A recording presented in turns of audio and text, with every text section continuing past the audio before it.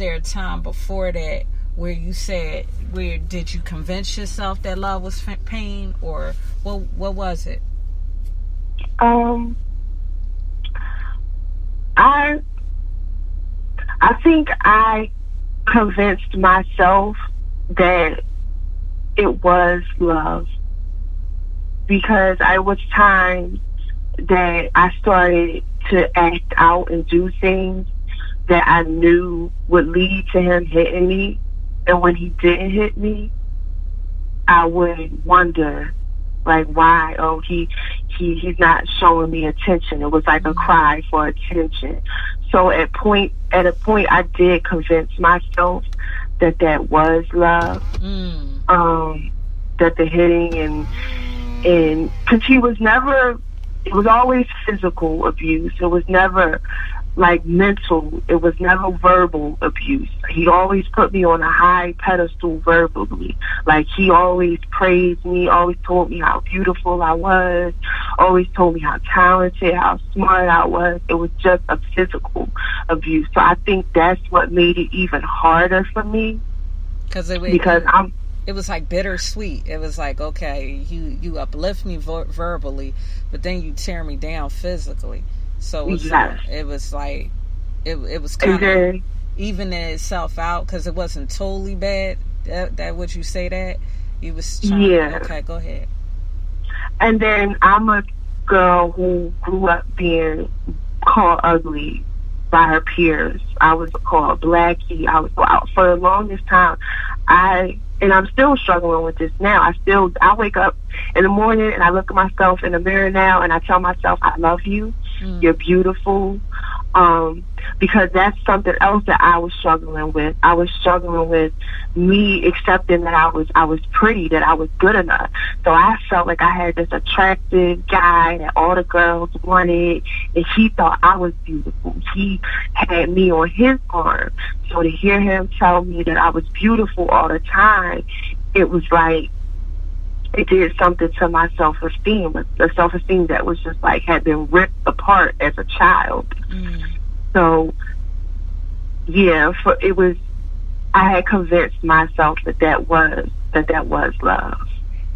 And after me and him had he left and he went to prison and he decided he didn't want to be with me, he did try to re-enter my life after he got out, and thankfully it never worked out. I totally was done with the situation. Like I said, I did forgive him. I can be cordial. I can say hi if I walk past him. There's no animosity. I feel like it was a part of my journey.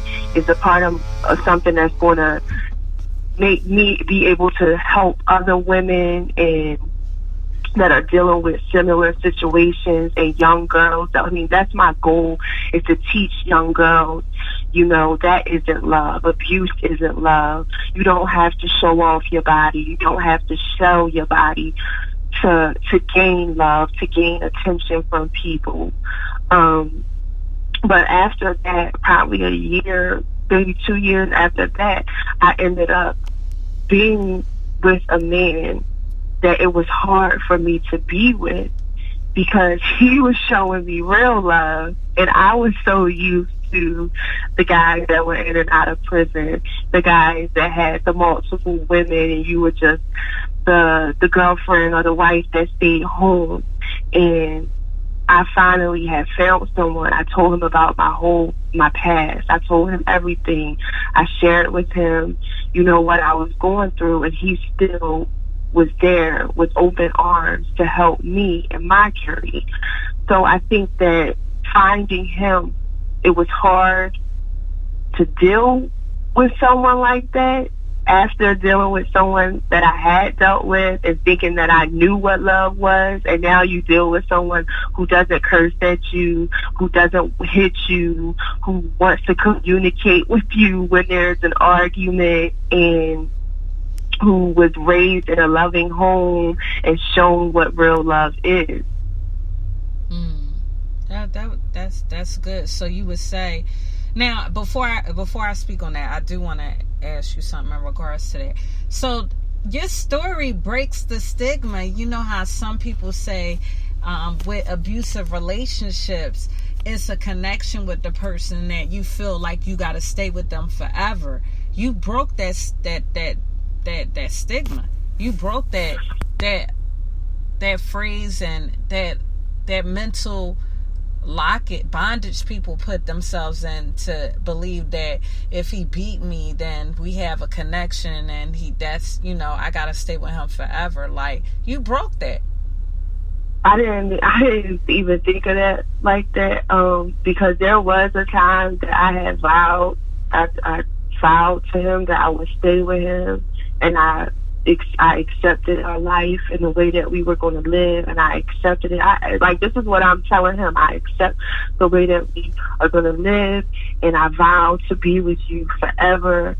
And that was it. Like, I thought that was going to be my life. Like, that was it. I was going to live and die with this person. I was okay with him having other women. I was okay with the whole pimping and hoeing and all that type of lifestyle that he was into, that we were a part of. I had decided, like, this is going to be my life.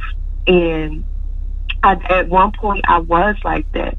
I can see how you do become like that, because being abused and being hit on and stuff, like being that way, it's embarrassing.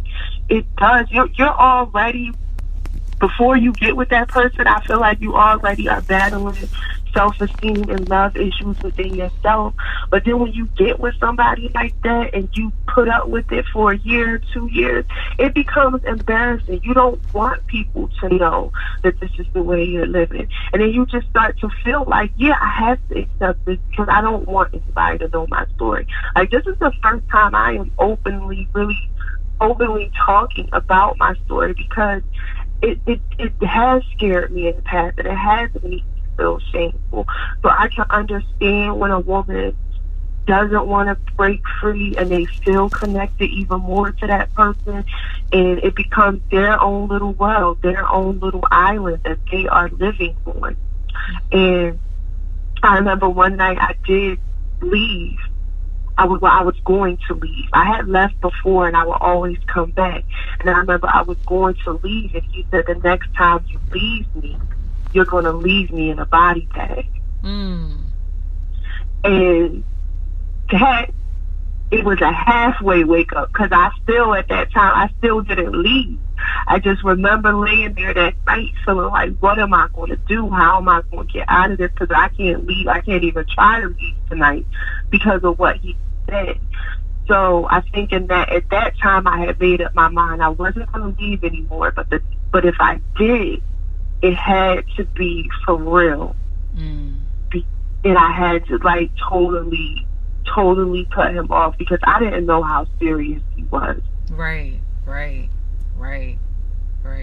And I think God, the higher power, the universe, I know everyone refers to it different. I believe that there's a God, there's a higher power. I believe that God played a huge part in breaking us up and breaking that bond that he had over me. I prayed and I asked God to help me get out of my situation, to help me stop dancing, to help me to stop selling myself and my body, selling myself short. And I prayed and I asked God, and it didn't happen overnight. But slowly but surely, I started taking steps. I started walking by faith and not by sight. And I slowly started taking steps and moving towards totally being free from the whole situation. Wow. And then that's when you started devotions and meditation and really getting down to self-love and centering yourself. Awesome. That's awesome. I ended up moving in with my aunt, and I lived in this really, really small room, and I had no choice. All I had was me and my dog, and I had no choice but to start communicating with the higher power and meditating and really getting back into myself, because that's all I had. That's awesome. That's awesome. And then you would say that because of the, the experience, you did have a little residue when it came to encountering somebody that had a good picture, a depiction of what love looked like from one person to the other.